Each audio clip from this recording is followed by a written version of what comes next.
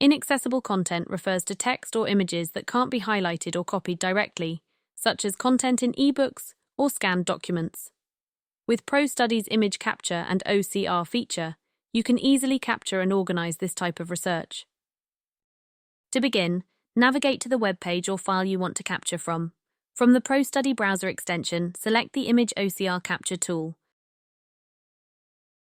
Click the crop icon to select the specific text or image you want to capture, and click Continue. If you're capturing text, click the OCR button to convert it into an editable format. For images such as those from a scanned document, simply skip the OCR step. Once you've reviewed the content, select the appropriate project and category, and click Save. This captured content will now be saved as a research tile in your project. You can also use ProStudy's annotation tools within the Image OCR feature to mark up both web pages and uploaded files, highlight key information, add text, shapes, or comments, and customize your annotations to enhance your notes before saving them into your project.